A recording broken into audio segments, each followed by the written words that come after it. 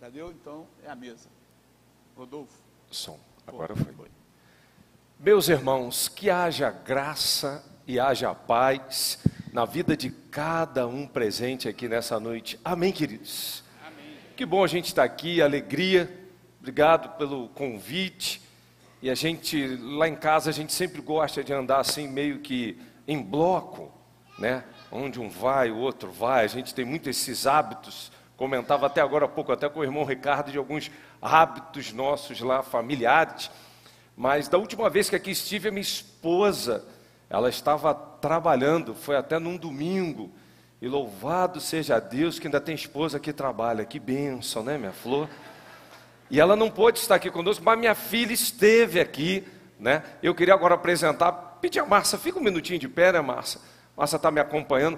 Essa é a minha bênção, aí 24 anos de casado, aí para a glória do Senhor. E a Meline também está com um pezinho até ali torcido, fica de pé, filha. Essa moça linda, atenção rapazes, não olhem, só tem 13 anos, estão proibidos. Os jovens, por favor, olhando para trás, né, para não correr risco. E também está nos acompanhando nessa noite o meu cunhado Renan, a minha cunhada Mari e a bênção do Benício. Fique de pé um minutinho, que ontem o Benício fez 1 aninho de vida, né? E a gente está ferrado, olha o dedinho dele, 1 aninho, olha lá. Ele já está... vai ser missionário, pastor, uma bênção, obrigado, queridos. É uma alegria a gente estar aqui, a gente traz um abraço lá da PIB de Campo Grande. E que bom a gente poder compartilhar um pouquinho as coisas de Deus, as maravilhas de Deus. Ausente hoje só o meu filho Lucas. O Lucas está no seminário Palavra da Vida em Atibaia, está até em São Paulo num projeto missionário lá, e ele tem vindo pouco em casa, tem estado assim bastante atarefado, mas todos envolvidos aí na obra, tudo para a honra e para a glória do Senhor. Amém, queridos? Queria te convidar a estar de pé. E nesta oportunidade, você vai abrir então a palavra do Senhor. No livro de Êxodo, capítulo 33.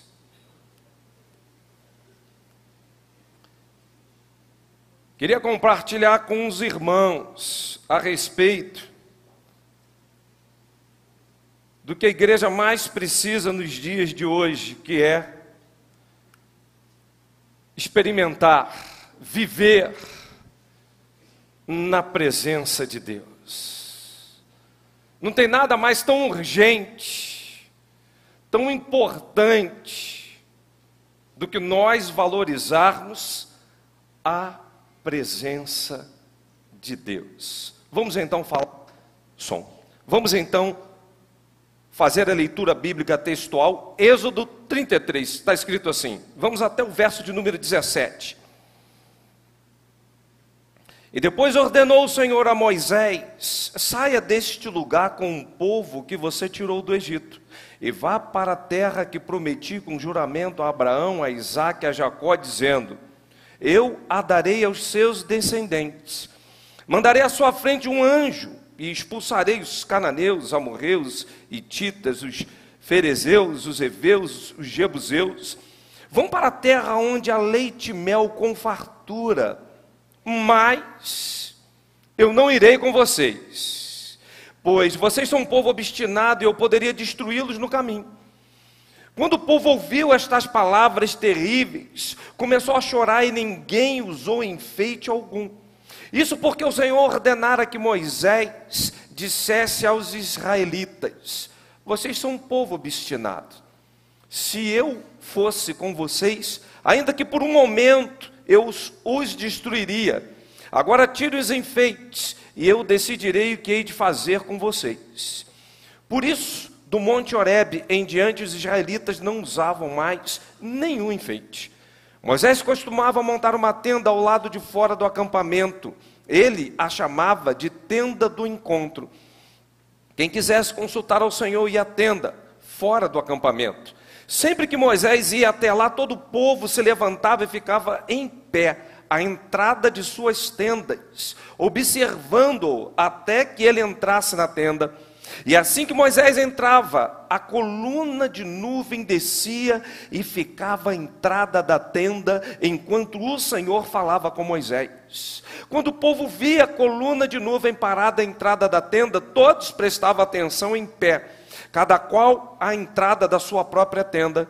E o Senhor falava com Moisés face a face, com quem fala com seu amigo.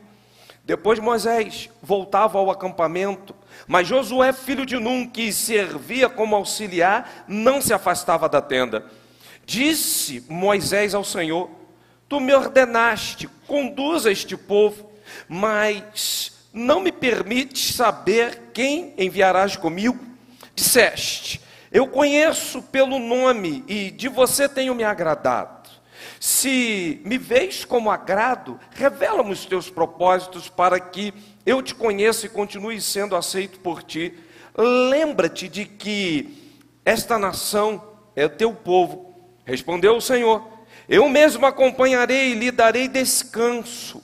Então Moisés lhe declarou: se não fores conosco, não nos envie. Vamos repetir isso, igreja? Se não fores conosco, não nos envie. Como se saberá que eu sou o teu povo, podemos contar com o teu favor, se não nos acompanhares? Que mais poderá distinguir a mim, o teu povo, de todos os demais povos da face da terra?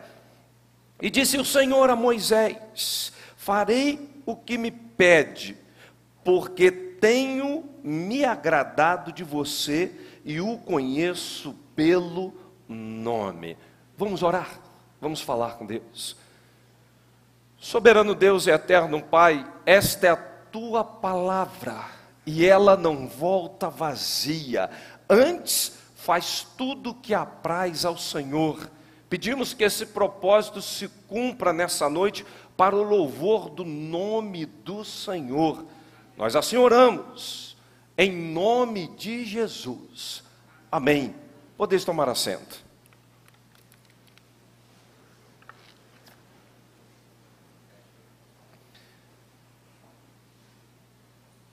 Meus irmãos, nenhuma medida pode ser tão urgente em nossas vidas do que a gente desejar andar, viver na presença de Deus.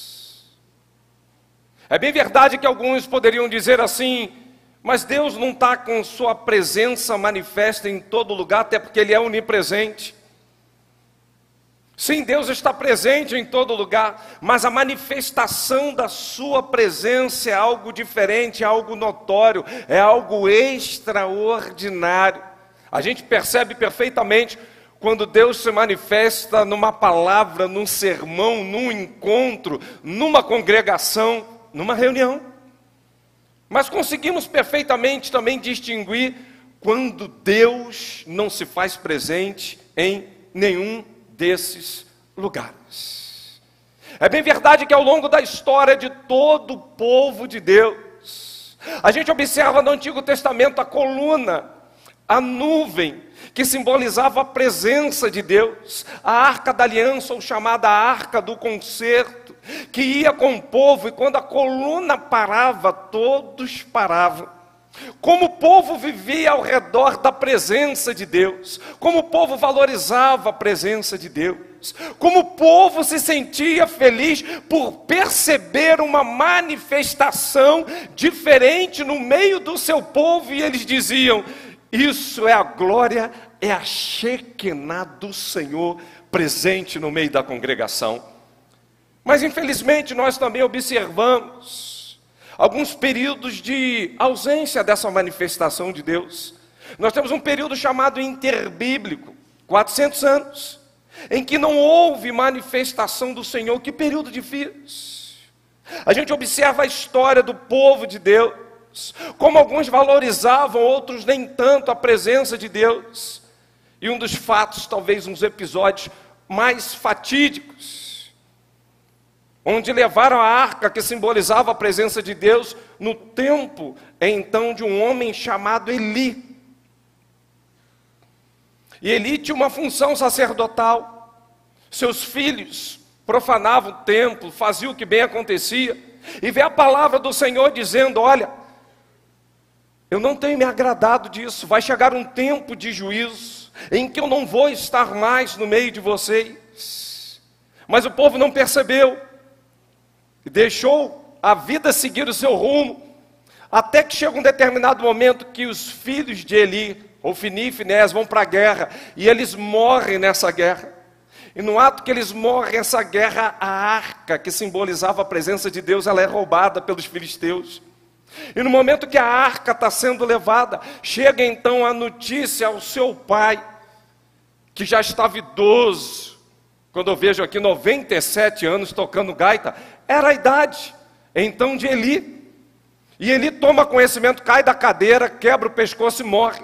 A sua nora, quando sabe de tudo isso que perdeu agora, então, vários entes queridos da sua família entram em trabalho de parto, e num parto prematuro, muito difícil, nasce uma criança que foi apelidada ou chamada de Icabode, em outras traduções, Icabô, foi-se a glória.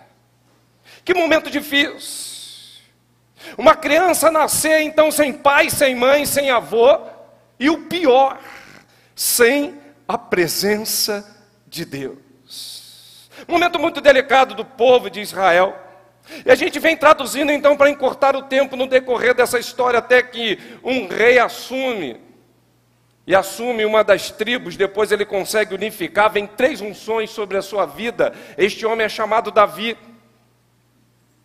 E Davi, a primeira coisa que ele faz ao assumir o reinado, Davi declara o seguinte: como posso eu habitar em palácios, se o Senhor continua habitando em tendas? E então há uma investida enorme para que a presença de Deus retorne para o seu povo, para Israel.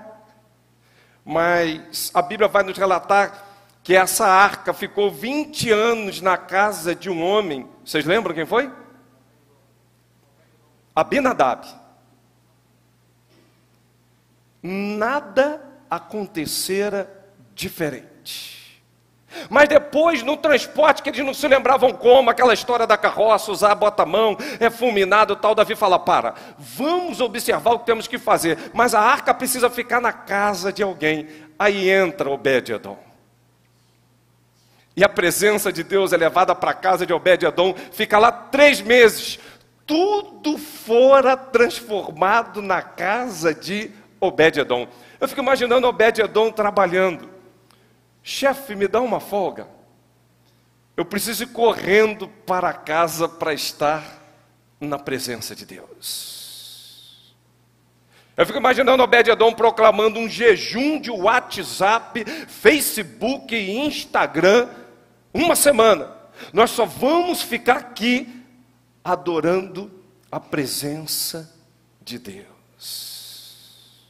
Um tempo especial dedicado a essa presença poderosa. O negócio foi tão forte na vida desse homem, que quando eles leram que só podia ser transportado de uma forma, paravam 7 passos, sacrificavam o Senhor, mas a arca, a presença de Deus chega então no lugar devido.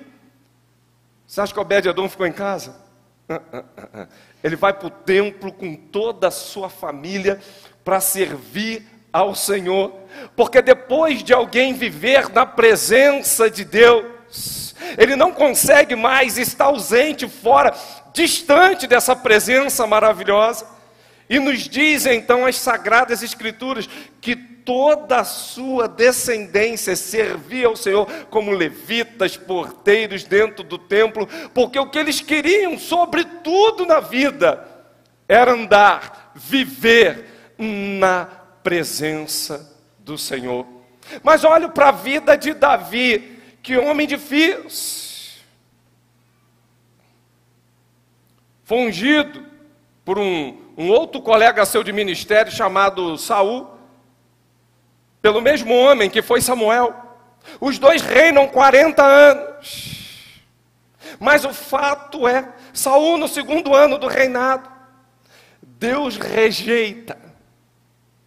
E fala: não tem me agradado da sua vida. E se retira.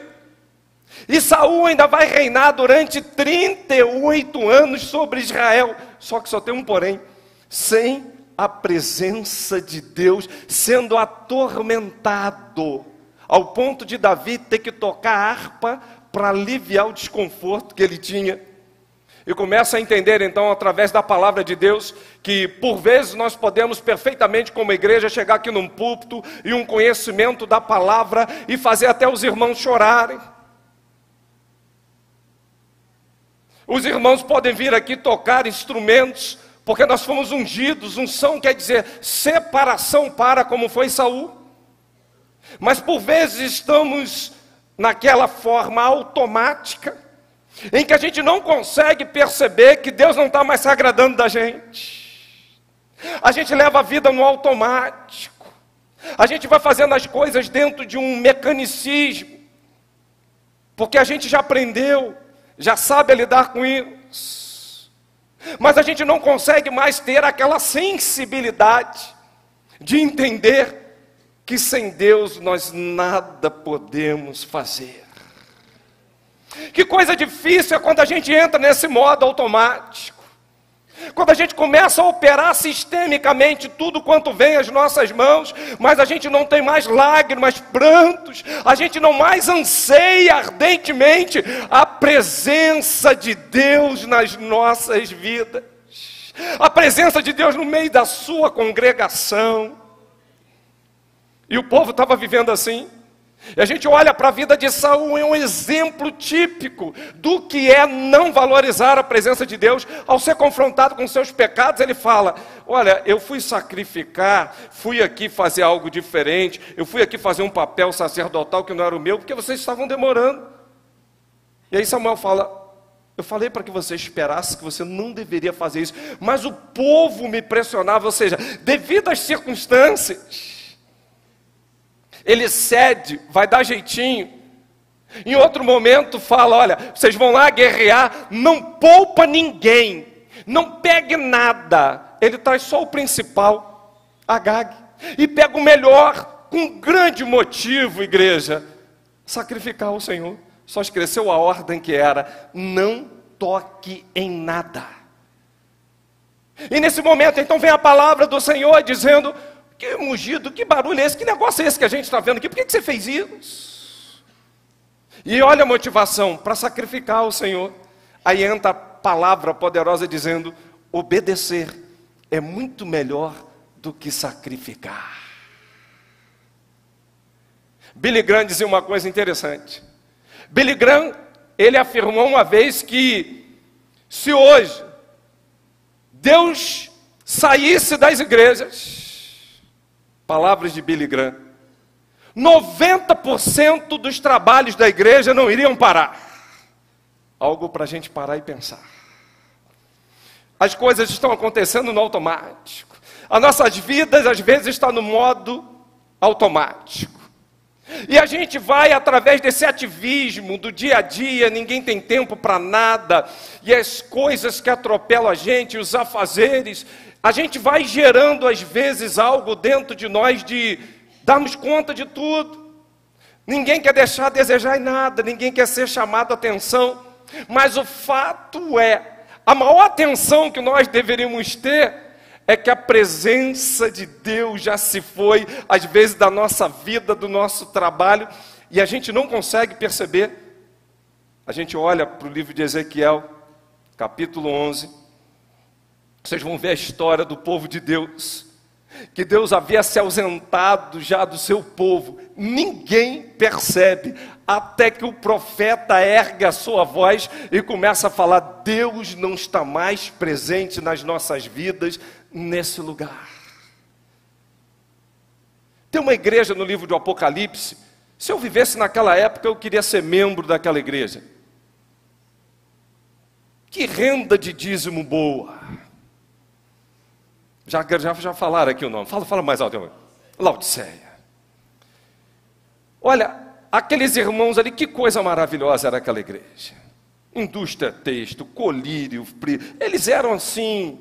Hoje o outro Trade Center estaria em Laodiceia. Que liturgia, que culto, Não tinham problemas a igreja com os nicolaítas, como tinham outros. Não tinham problema com imoralidade. Que igreja fantástica, irmãos. Só tem uma coisa. Jesus não faz um elogio a ela. Ainda fala, vocês esfriaram. Vocês perderam o fervor. Ou seja, não tem mais gente aqui que chora, que valoriza a presença de Deus. Não tem mais gente que está se importando com o que está fazendo. A liturgia é boa, a palavra é boa, os dízimos vão bem, obrigado. Mas só tem uma coisa principal que nós nos perdemos. Nós não estamos mais valorizando a presença de Deus. E assim vivia aquela igreja. Certa feita, Jesus, já no Novo Testamento, ele ora para um povo e diz assim: eu não sei a quem eu vou comparar essa geração. Ela é semelhante a meninos que estão assentados nas praças, gritam e clamam aos seus companheiros. Nós tocamos flautas, vocês não dançaram. Nós entoamos lamentações, vocês não prantearam. Veio o Filho do Homem e vocês disseram, amigo de publicanos e pecadores. Vem João Batista e vocês disseram, endemoniados. Aí o texto termina dizendo, mas a sabedoria é justificada por suas obras. Sabe o que Jesus estava falando para a gente ali? É uma geração que passa aqui um cortejo fúnebre, que é para a gente prantear, mas a gente não chora mais. É uma geração que às vezes o céu desce um louvor, uma palavra, algo que toca na alma, mas a gente não consegue mais se alegrar. É uma geração às vezes que está observando e quer criticar tudo e todos. Criticavam Jesus, criticavam João Batista, mas é uma geração que talvez tenha perdido o senso da presença de Deus nas suas vidas. E nós estamos vivendo assim, de maneira inadvertida, sem que tenhamos com isso a verdadeira preocupação que uma pessoa pode ter em relação ao serviço de Deus, à obra de Deus, como andar nos caminhos de Deus. E se nós não valorizarmos a presença de Deus, de nada nos valerá a nossa vida. Quando a gente olha para o texto, eu acho uma coisa impressionante. Depois de muita dificuldade, muito estresse. Se você olhar lá no capítulo 32, você vai começar a observar isso. Que Moisés sobe o monte, o povo se corrompe pela demora. E aí, diz assim o texto. O povo, ao ver que Moisés demorava a descer do monte, juntou-se ao redor de Arão e lhe disse, venha, para que façamos deuses para nós que nos conduzam, pois a este Moisés, o homem que nos tirou do Egito, não sabemos o que lhe aconteceu. Um povo impaciente, um povo que não soube esperar, um povo que olhava as circunstâncias ao seu redor e falava, mas por que isso agora? Mas não decidiu, não resolveu, isso tem que ter uma solução rápida. Era um povo imediatista. É aquela coisa assim, resolve, não importa como, mas resolve. Era um povo que não estava mais preocupado com a presença de Deus. Era um povo que queria uma solução, apertar um botão, e a geração está assim, com um clique a gente resolve tudo, não é verdade? Clica e resolve, clica e aparece. E quando Deus está falando, ei, paciência. Primeiro pecado que começou a tirar o povo da presença de Deus foi uma coisa chamada impaciência. Impaciência. A intranquilidade por não acreditar e confiar que Deus ainda estava no controle. Por não perceber que não tem folha da árvore, fios de cabelo, e olha que eu tenho cada vez mais, olha como é que eu estou, não é? Que caia sem que o Senhor permita. Quando a gente observa como Deus está no governo, assentado num alto e sublime trono, governando, controlando todas as circunstâncias, tudo que está ao nosso redor, a gente tem que ir para o Salmo 40 e falar, esperei com paciência no Senhor. Ele se inclinou para mim e ouviu quem? Ele vai ouvir o teu clamor. Mas a impaciência, o querer conquistar, o querer fazer, o querer o diploma, o querer a solução, custe o que custar, doa quem doer, está afastando a presença de Deus das nossas vidas. Nós temos que ter cuidado com isso, igreja. Às vezes a gente está falando assim, não, mas eu preciso resolver isso, tem que ser agora. Será que é agora mesmo? Será que não dá para botar o joelho no chão? Porque as grandes guerras que o povo perdeu, eles foram impacientes. E no momento da impaciência, sabe o que eles faziam? A coluna estava parada, a nuvem também. Não era para andar. Eles pegavam a arca, botavam, queriam conduzir. Por isso que Hofni e Finéias foram mortos. Por isso que as coisas sucederam como a história narra. Você tem paciência para resolver suas coisas, sim ou não? Você é uma pessoa que consegue ter um controle, um domínio próprio sobre as circunstâncias e falar, eu sei em que tenho crido, estou bem certo que é poderoso para guardar o meu tesouro até o dia final. Não tem circunstância aqui que há de me abalar. As coisas não estão como eu sonhei, como eu gostaria, como eu planejei. Mas uma certeza eu tenho. O Senhor continua sentado num alto e sublime trono, governando, operando e operando Ele, quem impedirá? Quem tentará contra o seu braço forte?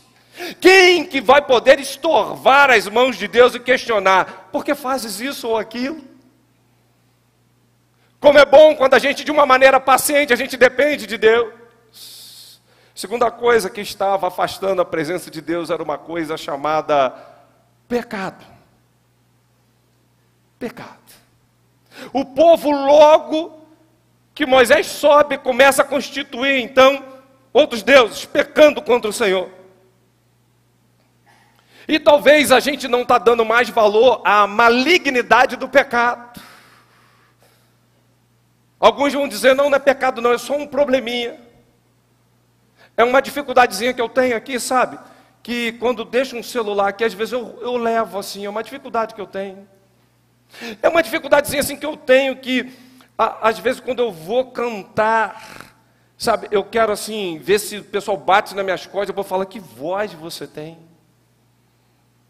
É uma dificuldadezinha que eu tenho, às vezes, em passar pouco tempo de joelhos na presença de Deus, mas às vezes a minha maquiagem, todo mundo olha e fala, como você está bonito, como você está bonita. São pequenas dificuldades que a gente vai se corrompendo no dia a dia, e a gente não percebe que a gente está afastando a presença de Deus. A Bíblia fala, quando estiver o vosso tesouro, aí estará também o vosso coração. A Bíblia fala que quanto mais tempo você dedica a algo, mais tempo você está pensando, aquilo é a sua razão de ser, Deus já saiu há muito tempo da tua vida, dos teus propósitos. Mas o curioso, que você vai para o texto de Êxodo 33, Deus fala assim, chega Moisés, eu não vou mais com esse povo. Não tem como a gente caminhar mais juntos. E pela primeira vez é usada a expressão povo de dura cerviz, ou povo obstinado. E ele fala uma coisa interessante, olha, eu vou mandar um anjo adiante de vocês. Sabe o que é isso? Estou mandando proteção. E quem não quer na cidade do Rio de Janeiro, se nós pudéssemos, né, isso não é bíblico, tá, irmãos? A gente andar com anjo da guarda, por favor. Né? E tem gente que está aí. Tem até igreja falando de oração para trocar o anjo da guarda, porque às vezes enfraquece, não sei. Tem que recarregar, botar, não sei. Mas eu já vi isso escrito por aí. Em algum lugar, eu sei que eu li. Tá? É a presença de Deus, é o anjo que acampa ao seu redor do que os teme e os livra. É diferente. É diferente. Mas ele está falando assim, eu vou mandar um anjo. Eu vou mandar um anjo adiante de vocês. E esse anjo vai dar vitória sobre os inimigos de vocês. E que promessa maravilhosa é essa? Quando você olha para suas causas na justiça, quando você olha para aquele que te quer mal, quando você olha para as circunstâncias que estão ao teu redor, meu irmão, que promessa maravilhosa é ter um anjo do Senhor junto com a gente. Mas nenhum anjo vai valer a pena estar junto com a gente se a presença de Deus já se ausentou da nossa vida. Aí vem ele, olha, eu vou dar vitória contra os heveus, heteus, ferezeus, jebuseus, todos os seus eus. Captou aí? Todos os seus eus. Eu vou dar vitória. E coisa difícil a gente ter vitória sobre os eus. O eu da prepotência, o eu da arrogância, o eu do eu me acho. O eu que vem fazer a obra do Senhor, às vezes querendo um tapinha nas costas e buscando aceitação. Tem gente que está mais preocupado com a reputação diante dos homens do que o caráter diante de Deus. Eu não posso perder anos na minha vida nessa posição, anos na vida realizando esse trabalho. E a gente não percebe, às vezes, que a unção nos leva a fazê-lo, mas o que é mais importante é a gente ter uma igreja, é vida, é pastor, que valorizem a presença de Deus. O que vai fazer diferença é a presença de Deus.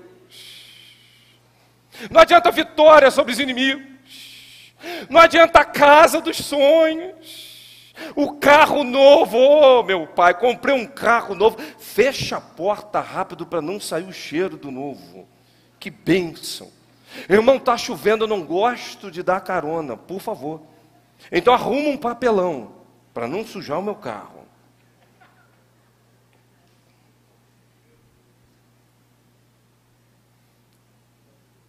Meu irmão, que coisa linda é um mestrado, uma pós-graduação, um doutorado. Sou doutor, que coisa linda.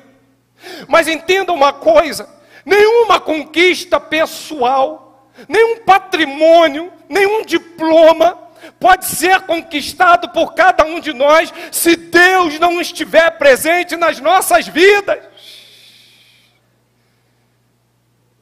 Se a gente não está vivendo mais para a glória de Deus, se a gente não representa mais esse Deus, quando Deus já fugiu, quando Deus fala, não estou aí nesse negócio que você está fazendo não, isso aí é vergonhoso, é vexatório, eu já saí da tua vida, você não está percebendo. Ah, mas pastor, o Espírito Santo você pode extinguir a ação do Espírito Santo na tua vida, não extingais o Espírito. Cuidado, para a gente estar vivendo de tal forma, quando entra uma promessa no texto que a gente acabou de ver, e Deus fala assim com cada um de nós, ei, igreja, tem uma coisa linda para vocês, eu vou botar vocês simplesmente na terra que emana leite e mel, é a Canaã. Que coisa gloriosa, irmãos. Que coisa boa é a gente experimentar as maravilhas, as delícias de Deus, mas de que nos valerá estarmos na terra que emana leite e emana mel, se o Senhor não estiver mais presente na nossa vida conosco? De que adiantará o apartamento novo? De que adiantará a conclusão do mestrado? De que adiantará os sonhos realizados? Quando a gente olha e fala, o Senhor já não está mais comigo. Eu não sinto mais a presença de Deus. Eu não sinto mais o Senhor tocando. Eu não sinto mais o Senhor me usando. Aliás, as oportunidades que eu tenho diariamente de demonstrar quem é Deus, e não é na fala não, meu irmão, porque se a tua voz tiver que sobressair a tua vida, tem alguma coisa errada.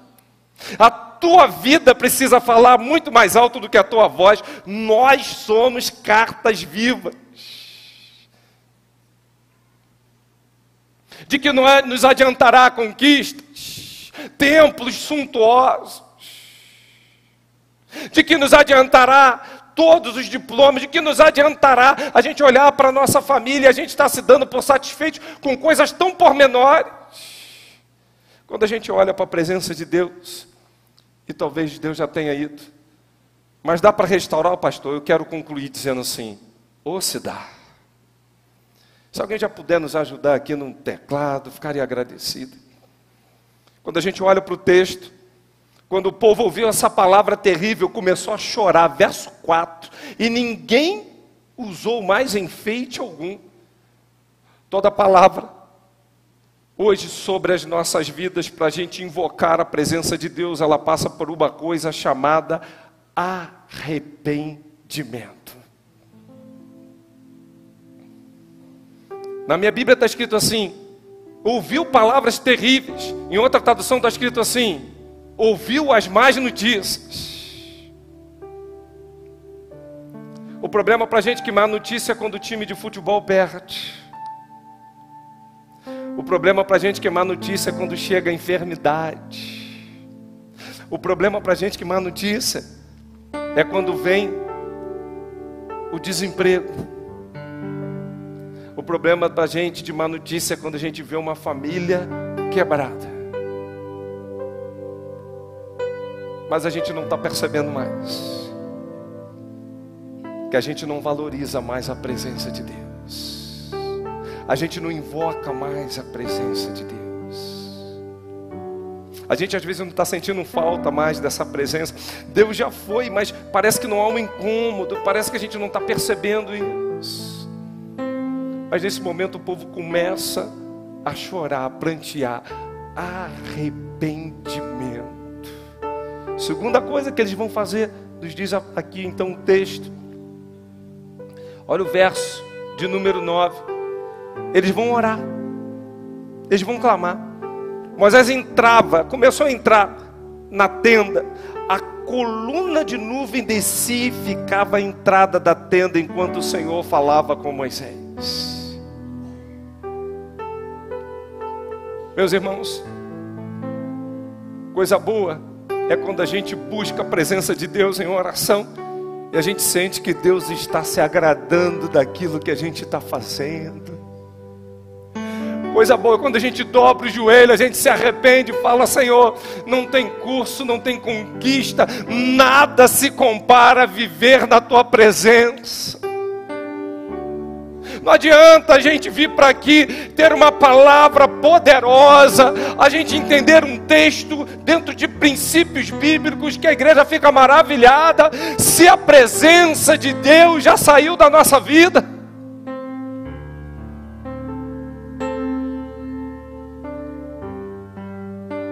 E por último, esse caminho de retorno nos fala. Então, um verso de número 17, que o Senhor disse a Moisés: farei o que me pede, porque eu tenho me agradado de você e conheço pelo nome. Você quer atrair a presença de Deus? Agrade ao Senhor. Tem hora que eu falo assim para Deus: como te agradar, Deus? Te surpreender não dá. Mas como te agradar, Pai? Como te agradar? O que eu vou fazer para te agradar? Que tu vai olhar e vai elogiar, como tu fizeste com Jó. Viste o meu servo Jó. Quem elogiou ele? O próprio Deus. Será que Deus hoje olharia para a minha vida, o Anderson Maciel, que aqui está, e ia dizer: tenho me agradado da tua vida, Anderson. Tenho me agradado da tua vida, João, Marta, Maria, Vicente. Tenho me agradado de você. Você tem levado um estilo de vida que me agrada? Ou será que meu estilo de vida já não cabe mais, ou não valoriza mais a presença de Deus? Deus está chamando a cada um de nós. A cada um de nós, a gente chorar, se derramar diante dele. Deus está chamando a cada um de nós para a gente dobrar dos nossos joelhos e numa só voz a gente falar: Senhor, nada na minha vida importa tanto a não ser viver na tua presença, porque na presença do Senhor há gozo, paz e alegria. Ele é pleno, Ele nos satisfaz, Ele preenche, Ele sacia a nossa sede. Somente Ele é capaz. Não há conquista nesse mundo, não há diploma nesse mundo, não há nada nesse mundo que pode preencher tanto a nossa vida como a presença de Deus. E quando Ele entra, irmãos,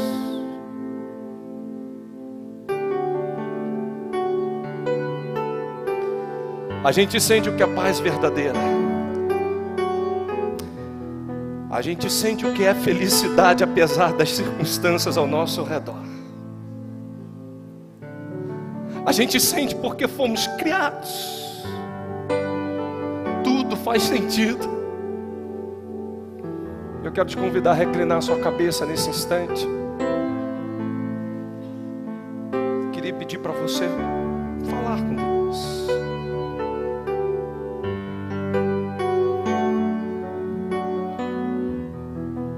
Será que você está valorizando a presença de Deus? Será que sua vida é um desejo ardente pela presença de Deus? Será que nada mais importa na sua vida que não seja a presença de Deus? Ou será que você está distraído com tantos afazeres? Há quanto tempo não há mais aquelas lágrimas? Há quanto tempo não há mais aquele pranto? Há quanto tempo não há mais aquele arrependimento? Há quanto tempo a gente não sente mais aquela coisa gostosa que é Deus entrando na nossa vida e dizendo: eu sou contigo, eu te amo, eu estou aqui com você, não pasme nem te espante, busca a minha presença, busca a minha face.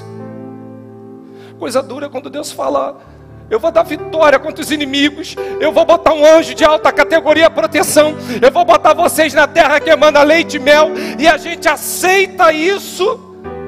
Quando Deus não vai estar presente, meu irmão, largue tudo, não importa anjo, não importa título, não importa vitória contra os inimigos. Eu não quero estar em terra nenhuma, mas eu quero andar buscando, valorizando a presença do Senhor.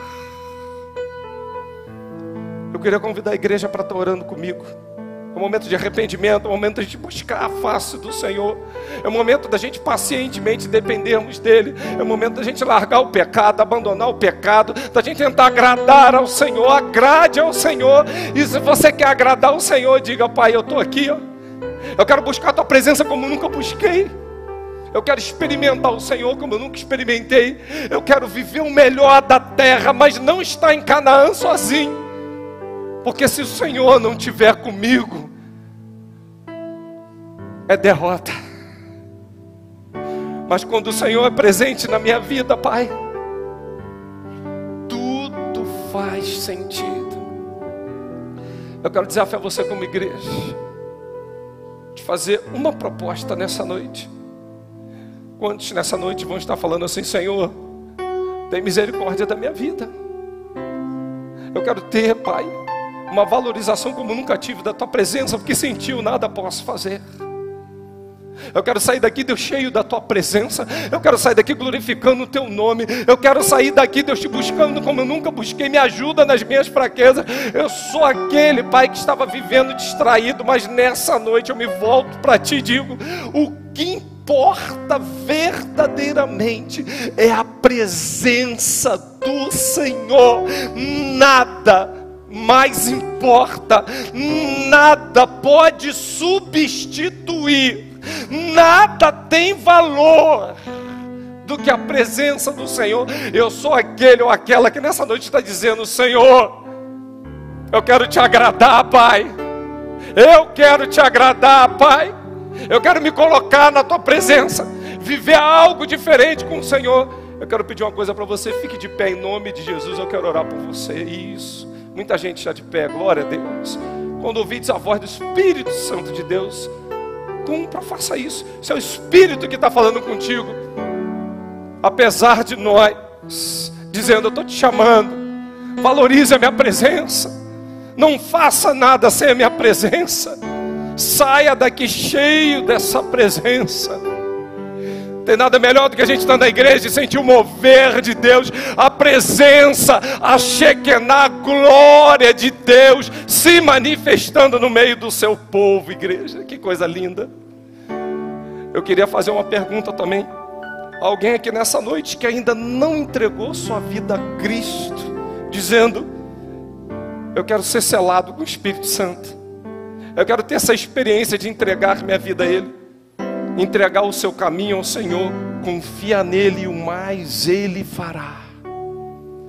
Alguém aqui nessa noite que está tomando a decisão assim: pastor, essa noite eu estou entregando minha vida a Jesus, ou recebendo na minha vida, porque eu quero andar cheio da presença de Deus. Se você estiver tomando essa decisão, eu vou pedir só uma coisa: onde você está, faz só um sinal assim para mim, levante uma de suas mãos, para que eu possa orar com você e por você.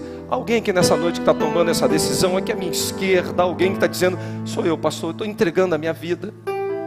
Alguém aqui à minha direita, na galeria, que está falando: sou eu, pastor, eu estou tomando essa decisão, falando: não, eu quero fazer isso agora.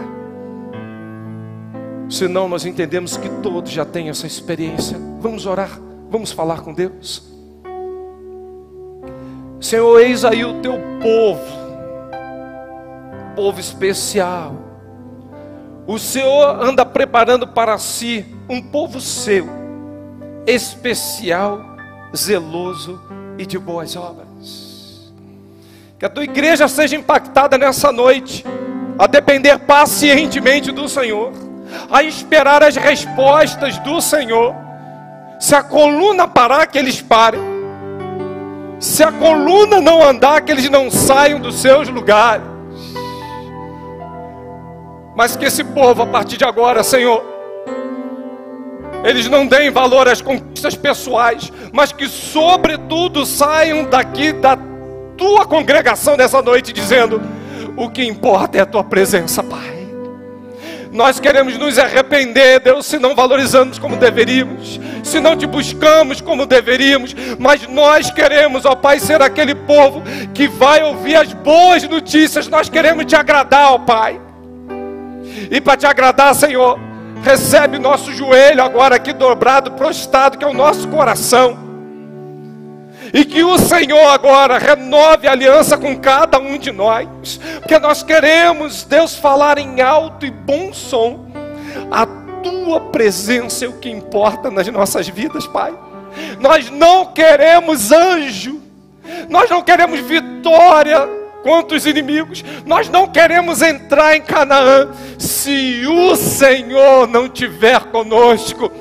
Mas quando o Senhor é presente, Pai, a paz, a alegria, há realmente algo especial nas nossas vidas, porque o Senhor é suficiente, o Senhor nos satisfaz e a sua graça nos basta, Pai. Eu quero, como ministro da tua palavra, abençoar cada irmão aqui nessa noite, rogar a ti que não retires de nós a tua presença, que não saia de nós o teu Espírito, Pai, para que possamos dia após dia caminharmos seguros, firmes, convictos de que aquele que começou a boa obra há de completá-la até a volta de Cristo Jesus. Nós assim oramos em nome de Jesus. Amém.